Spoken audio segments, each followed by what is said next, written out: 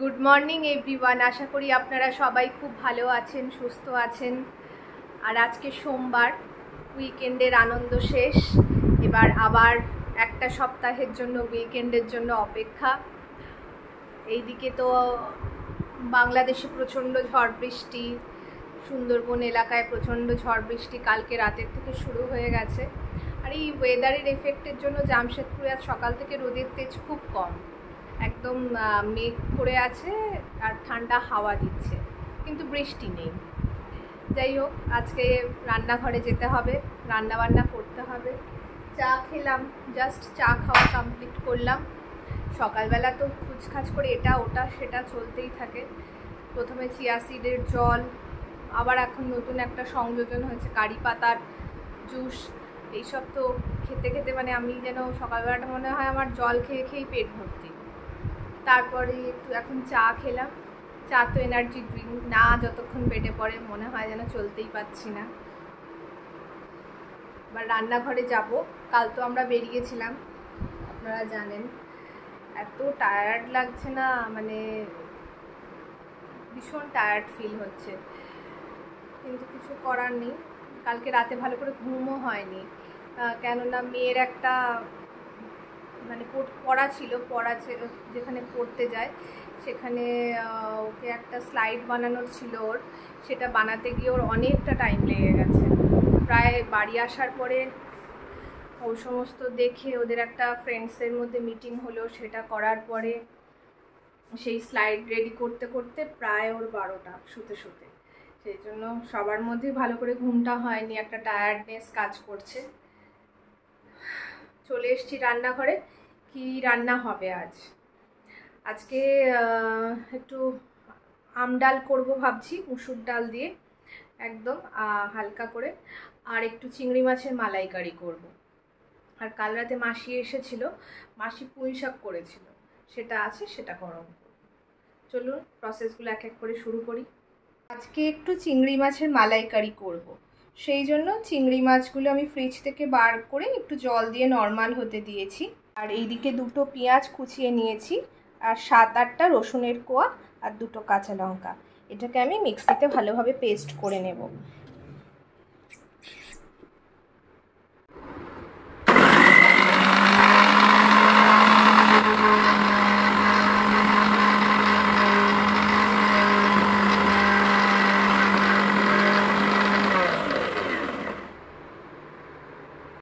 পেস্টটা আমার তৈরি হয়ে গেছে, এবার আমি রান্নাটা শুরু করব। এই রান্নাটা করার জন্য একটা কড়াইতে আমি 4 টেবিল স্পুন মতো সর্ষের তেল নিয়ে নিয়েছি। এবার এক এক করে সমস্ত ফোড়নগুলো আমি দিয়ে দেব। প্রথমেই আমি ফোড়নে দিচ্ছি একটু জিরে, গোটা জিরে, কালো জিরে না কিন্তু, প্লেন গোটা জিরে। আপনাদের ঘরে যদি সাজিরে থাকে সেটাও আপনারা ইউজ করতে পারেন। এবার দিয়ে দিলাম একটা তেজপাতা, আর তার সাথে দিয়ে দিচ্ছি, এখানে আমার হাতে বেশ কিছুটা গোটা গরম মশলা আছে, এইগুলো 4টে লবঙ্গ, 4টে দারচিনির টুকরো, আর 4টে এলাচ।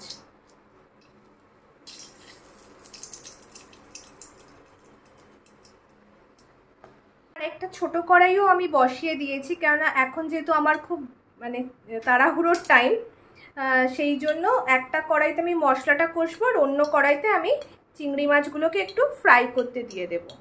এতে 3 টেবিল স্পুন মতো সর্ষের তেল আছে। এর মধ্যে এবার আমি চিংড়ি মাছগুলোকে নুন হলুদ মাখিয়ে রেখেছিলাম, এবার এইগুলোকে দিয়ে দিচ্ছি।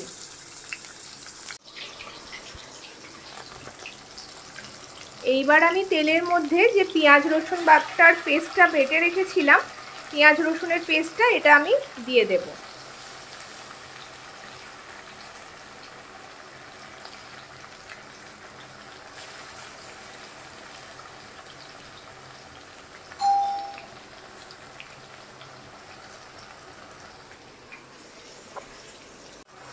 মশলাটা এবার ভালোভাবে কষে নেব। আর কষার সময় প্রথমেই আমি জল ইউজ করছি না, মশলাটা একটু ভাজা ভাজা হয়ে গেলে মিক্সির জারটা ধুয়ে নিয়ে ওই জলটাই আমি দিয়ে দেব।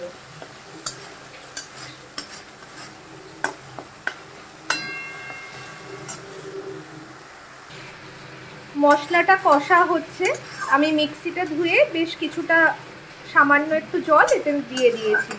এবার আমি বাকি মশলাগুলো এতে অ্যাড করে দেব। এখানে আমি 1 চামচ মতো জিরে গুঁড়ো দিচ্ছি, আর বেশ কিছুটা পরিমাণ হলুদের গুঁড়ো,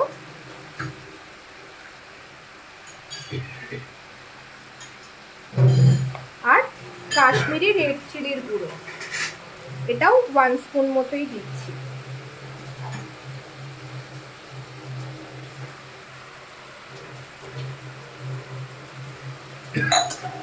দিয়ে আমি মশলাটাকে ভালো করে আবার কষে নেব।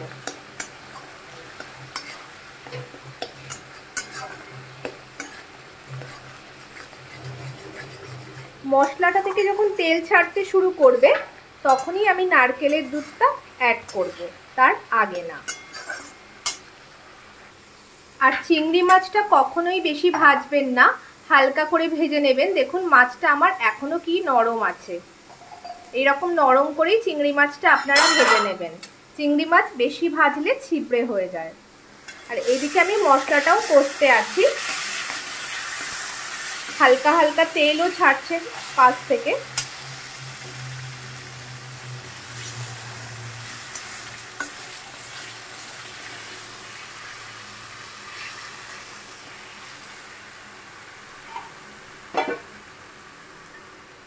এবার আমি নারকেলের দুধটা অ্যাড করব।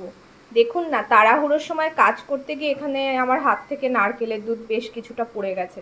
কষ্ট করে নারকেলের দুধটা বানানো তো, পড়ে গেলে খুব খারাপ লাগে। যাই হোক, এখানে আমি 1 গামলা মতো দুধ নিয়েছি, ছোট গামলার।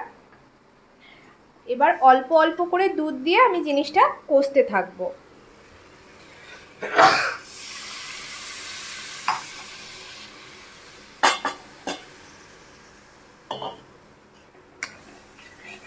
এইভাবে আপনারাও বাড়িতে মালাইকারি রান্না করবেন, এর স্বাদ হবে খুব সুন্দর। আর বাঙালির বরাবরই চিংড়ি মাছের মালাইকারি মানে বাঙালির কাছে একটা ভীষণ প্রিয় পদ। আর বাইরের দেশেও তো মালাইকারি যথেষ্ট ফেমাস আছে। বাংলার রান্না, বাংলার ঐতিহ্য এটা। দেখুন নারকেলের দুধটা দিয়ে যখন কষছি কিরকম একটু একটু করে তেল ছাড়ছে সাইড থেকে। এইভাবে আমি অনেকটা পরিমাণ দুধ ভালো করে কষিয়ে নিচ্ছি। তারপর বেশ কিছুটা পরিমাণ দুধ দিয়ে আমি চিংড়ি মাছগুলোকে জাল দিতে বসিয়ে দেব। মানে মালাইকারি তখন প্রায় পুরো রেডির পথে।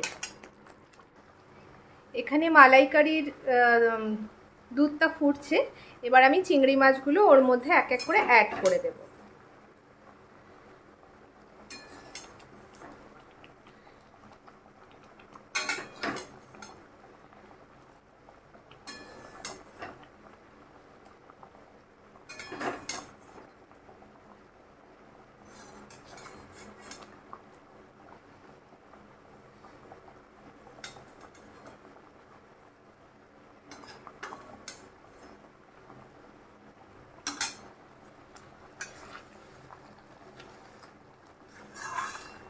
এটা ফুটতে থাকুক, আর আমি গ্যাসের ফ্লেমটাকে মিডিয়াম করে ঢাকা দিয়ে দিই।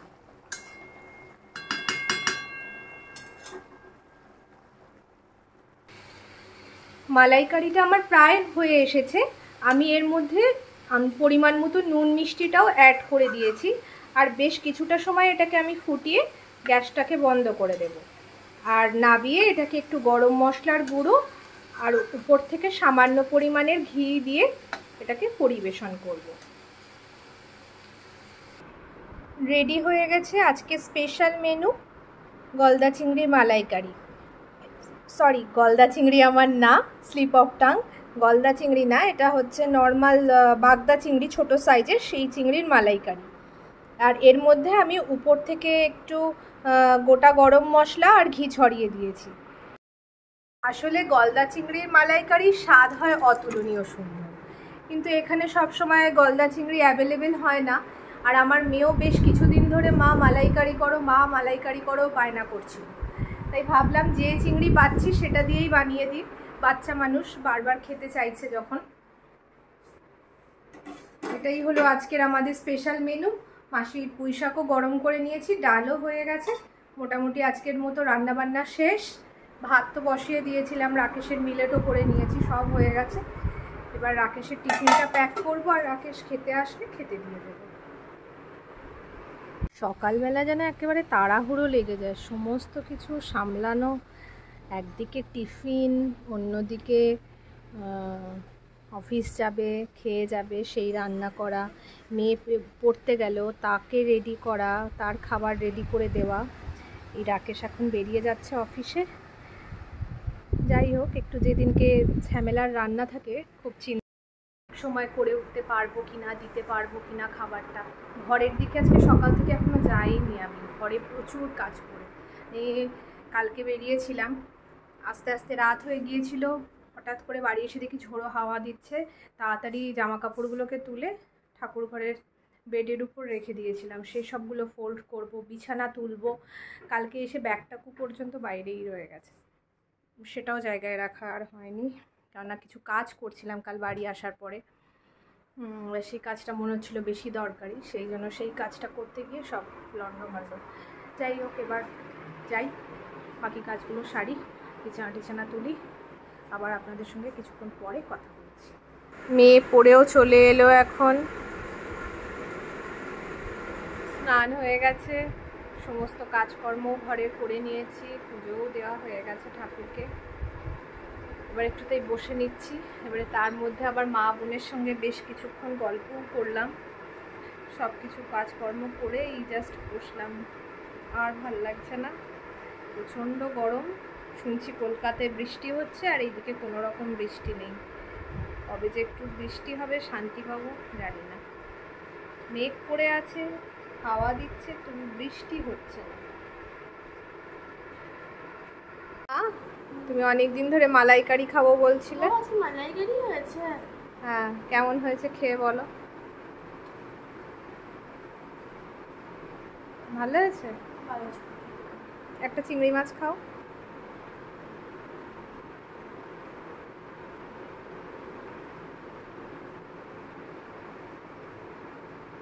ভালো হয়েছে? হ্যাঁ, কতদিন ধরে মালাইকারি খাইনি। কতদিন মালাইকারি খাওনি? খুশি আজকে? না, খেয়ে নাও। আগে এটা খেয়ে নেবে, তারপর শাক, ডালটা শুধু খাবে, আর মালাইকারি দিয়ে ভাতটা মেখে খাবে, ঠিক আছে? ওর আজকে একটু মনটা খারাপ, ওদের টিউশনে আজকে ডিবেট কম্পিটিশান ছিল, ওদের টিম উইন করতে পারেনি, সেই জন্য ওর মন খুব খারাপ। বাড়ি এসে কান্না কাটি, মন ভালো লাগছে না। ঠিক আছে বন্ধুরা, এবার ও খেয়ে নিক, আমিও নিজের খাবারটা নিয়ে নেব, নিয়ে এবার আমরা দুজনে একসাথে খেয়ে নিই। আবার আপনাদের সঙ্গে পরে কথা বলব। কালকে তোমাদের সঙ্গে গল্প করলাম না, কালকে আমরা বেরিয়েছিলাম, একটু সাকচি মার্কেটে গিয়েছিলাম। একটা সিলভার জুয়েলারির দোকান আছে, যেটা আমার খুব পছন্দের একটা দোকান। সেই দোকানটাও তো তোমাদের সঙ্গে তুলে ধরেছি কিছুটা অংশ। সেই দোকান থেকে কিছু শপিং করেছিলাম আমরা, তার মধ্যে মেয়ের এই অ্যাঙ্কলেটটা।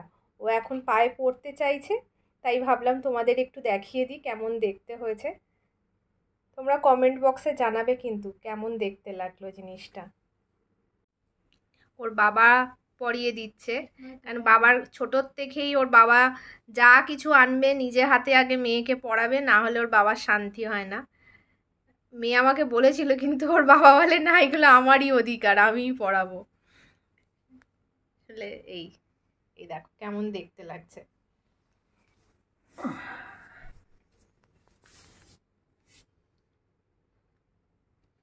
খুব সুন্দর লাগছে দেখতে, আমার তো খুব ভালো লাগলো।